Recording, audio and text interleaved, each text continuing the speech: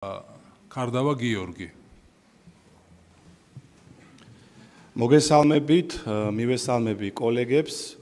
ბატონო კახი, არაბული საინვესტიციო კომპანიის ემარ ჯგუფის დამფუძნებელმა ბატონმა მოჰამედ ალაბარმა ტელეკომპანია იმედის ეთერში განაცხადა, რომ თბილისის შემოგარენში, კერძოდ კი კრწანისის ტყეპარკში იგეგმება საცხოვრებელი კომპლექსების აშენება, რომელთა დიდი ნაწილი უნდა გაიყიდოს უცხოელ მყიდველებზე. ხაზგასმით ვიმეორებ, უცხოელ მყიდველებზე. ჩემი აზრით ეს გრძელვადიან პერსპექტივაში ძალიან დიდ საშიშროებას შეუქმნის ჩვენი ქვეყნის უსაფრთხოებას, ტერიტორიულ მთლიანობას და რაც მნიშვნელოვანია დემოგრაფიულ ბალანსს. ბატონო კახი, ხარ თუ არა ამ საქმისა და ზოგადად არაბებთან დადებული შეთანხმების დეტალების საქმის კურსში და თუ ხართ, ასევე გითხარით თუ შეიძლება, როდის გასაჯაროვდება ფართო საზოგადოებისთვის 6 მილიარდიანი პროექტის ყველა პირობა და პუნქტი, რადგან ჩემი აზრით ქართული საზოგადოება, რომელიც წინასწარ არაფრის საქმის კურსში დაასრულებინეთ შეკითხვათ.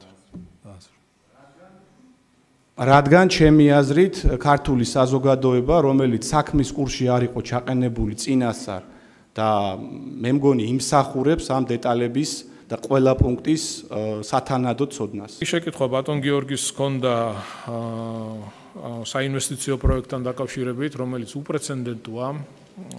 მე უბრალოდ მინდა გავიხსენო თუ როგორი PR კამპანია მიდიოდა აღნიშნულ პროექტთან დაკავშირებით, როდესაც ჯერ კიდევ ხელმოწერილი არ იყო შეთანხმება, არ იყო გადაწყვეტილი მოხდებოდა თუ არა ამ სოფლიოში ერთ-ერთი უდიდესი დეველოპერული კომპანიის შემოსვლა ქვეყანაში, როგორი PR კამპანია მიდიოდა, ცხადია ნეგატიური და ეხლა აღარ დავიწყებ იმის ახსნას თუ ვისგან და ვინ იყვნენ სპიკერები და რა იყო ძირითადი მესიჯები. თავიდან საუბრობდნენ იმაზე, რომ შეუძლებელია როგორ შეიძლება ემარი სოფლიოს ასეთი უდიდესი კომპანია შემოვიდეს საქართველოში. შეუძლებელია, ყველა ამას საუბრობდა. გვადანაშაულებდნენ ტყუილში, რომ თითქოს ჩვენ ვავრცელებდით არასწორ ინფორმაციას. აი ძალიან კარგად მახსოვს, მე პრემიერს ვახლდი ოფიციალური ვიზიტით, როდესაც ის იმყოფებოდა საემიროებში და მაშინ, როდესაც მოხდა აღნიშნული კომპანიის ხელმძღვანელობასთან პირველი შეხვედრა. როგორი მესიჯები ჟღერდებოდა ზოგიერთ ტელევიზიებში.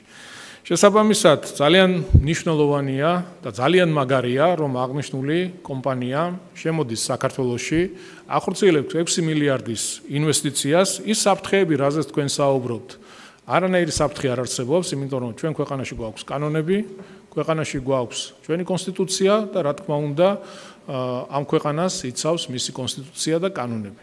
შესაბამისი სამსახურთან უსაფრთხოებაზე საუბრობდით და ჩვენი შესაბამისი სამსახურები ყოველთვის მოწოდების სიმაღლეზე არიან და ყოველთვის იქნება დაცული თითოეული ამ ქვეყნის მოქალაქის უსაფრთხოებაც.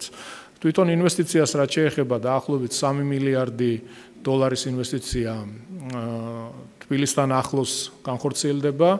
პროექტს რაც შეეხება უშუალოდ შინაარსობრივად ამასთან დაკავშირებით ძალიან მალე იქნება პრეზენტაცია. დასამალი აქ არაფერი არ არის. ამ მასშტაბის პირდაპირ უცხოური ინვესტიცია მე არ მახსოვს ქვეყანაში როდის განხორციელება არასდროს. და რა თქმა უნდა საამაყოა, იმითაც რომ რა თქმა უნდა დაეხმარება ქვეყნის ეკონომიკურ ზრდას, ხელშეუწყობს ახალი სამუშაო ადგილების შექმნას და ქალაქთან ახლოს გაჩნდება სწორად განხორციელებული პროექტი განაშენიანების რეგულირების გეგმის მიხედვით, რაც რა თქმა უნდა ჩვენი ქვეყნისთვის არის პრინციპულად მნიშვნელოვანი. Kardava Georgi. რაც შეეხება კოლეგის რეპლიკას იმასთან დაკავშირებით, რომ თითქოს და ჩვენ რაღაც ქსენოფობიურ განწყობებს ვაღვივებთ, ძალიან მარტივ და ლოგიკურ რაღაცას ხსნით. ყველა ინვესტიცია ცხადია არ არის ცუდი და მე მაგალითად ნებისმიერ კაპიტალის შემოსვლას მივესალმები, მაგრამ თუ ეს კაპიტალი ცვლის ჩვენს ქვეყანაში დემოგრაფიულ და ეთნოგრაფიულ ბალანსს, ასეთ ინვესტიციას მე ვერანაირად ვერ მივემხრობი და მე დარწმუნებული ვარ თქვენი ამომრჩეველიც ამ აზრზეა. რაც შეეხება რაღაც იურიდიულ ბერკეტებს და ბალანსებს, რომელიც თითქოს და ამ საკითხებს მოაგვარებს და დააბალანსებს, პირველ რიგში ჩვენი კანონმდებლობა საიმიგრაციო კუთხით დასახვეწეა, უკიდურესად ლიბერალურია, მაგალითად მოვიყვან კონკრეტულ ინფორმაციას, თუ უცხო ქვეყნის მოქალაქე $100,000 ღირებულების უძრავ ქონებას იყიდის საქართველოს ტერიტორიაზე, მას კანონმდებლობით აქვს უფლება მოითხოვოს ბინადრობის ნებართვა. ბინადრობის ნებართვის საფუძველზე მას ავტომატურად აქვს უფლება მიიღოს საქართველოს მოქალაქეობა. ანუ ნებისმიერი ქვეყნის მოქალაქეს, რომელსაც აქვს მინიმუმ $100,000, რაღაცა პერიოდის განმავლობაში ხდება საქართველოს სრულფასოვანი მოქალაქე. ეს არ ამგონია რომ იყოს. როგორ არ არის? კანონშია ეგრე. აბა მაშინ როგორ? კოლეგებო, არა, კანონში რაც გვიწერია, კანონში რაც წერია, მაგაზე გეუბნებით, კაცო, ეხა თუ ერთია კანონში რაც წერია და პრაქტიკაში რაღაც სხვა ხდება, მე ეგ არ ვიცი. მე კანონში რაც წერია, მაგას გეუბნებით. ეგ ერთი. და მეორე, რაც შეეხება ასევე იმ საკითხს, რომ აღნიშნული საშიშროების ასევე ამ იურიდიული საკითხებით მოგვარება შესაძლებელია. მეგობრებო, ეგრე იურიდიულად აფხაზეთის და სამაჩაბლოთ საქართველოს განუყოფელი ნაწილია, მაგრამ ერთია რაც წერია კანონში და მეორეა პრაქტიკაში რაც ხდება.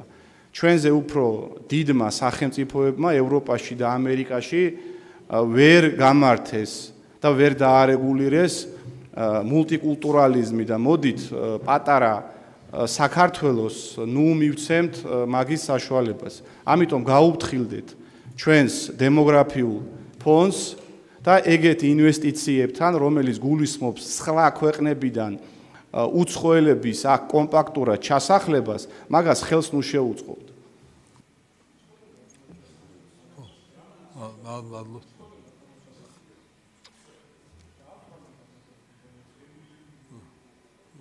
კიდევ თქვა იეცის შესაძლებლობა რომ დაასრულოს. ჩაურთოთ, ხელახლა კარდავას. ჯგუფის დამფუძნებელმა გააჟღერა ტელეკომპანია იმედის ღია ეთერში. მან აღნიშნა, რომ აღნიშნული ინვესტიციის 60% იქნება გათვლილი უცხოელ მყიდველებზე, მათ შორის აღნიშნა არაბული სახელმწიფოების მოქალაქეებზე. მან დასძინა, რომ აქ უცხოელებს შეეძლებათ უძრავი ქონების შეზყიდვა და აქ ჩამოსახლება და ცხოვრება. სხვანაირად როგორ უნდა აღვიქვათ ეს განცხადება, მაშინ თქვენ განმიმარტეთ, მე შეიძლება სხვანაირად გავიგე.